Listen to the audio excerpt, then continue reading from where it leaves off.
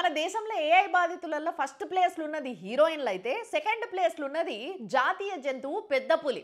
పెద్ద పులి బారిన పడ్డ మనిషి అని చెప్పేసి మనం వార్తలు చూస్తూ ఉంటాం కదా అప్పుడప్పుడు. కానీ ఇప్పుడు మాత్రం ఏఐ బారిన పడ్డ పెద్ద పులి అనే వార్తలు చూడాల్సి వస్తుంది. చూడండి ఎందుకు. 6 take 3 and clap. Shot camera action.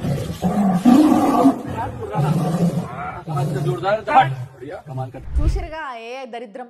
మనిషి పులికి యాక్షన్ కట్టు చెప్పే రేంజ్కి ఎదిగిపోయింది అన్నట్టు. ఇదైతే ఏఐ అని తెలుస్తుంది. కొన్ని వీడియోలు అయితే అసలు ఏఐయా కాదా అసలు ఏం తెలుస్తలేవు.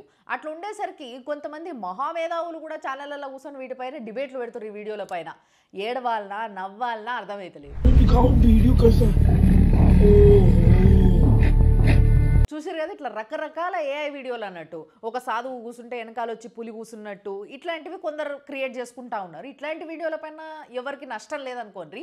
బట్ కొన్ని వీడియోలు ఉన్నాయి ఎట్లా అంటే మన ఊర్లోకి పులి వచ్చింది అని చెప్పేసి మొత్తం అంతా ఊరోళ్ళందరినీ ప్యానిక్ చేసేసి గవర్నమెంట్ని పోలీసు వాళ్ళని అందరినీ పిలిపించేసి అక్కడంతా తిప్పిచ్చేసి హంగామా చేసి ఆఖరికి అరెస్ట్ అయ్యి లోపల కూర్చుంటున్న వాళ్ళు కూడా ఉన్నారు.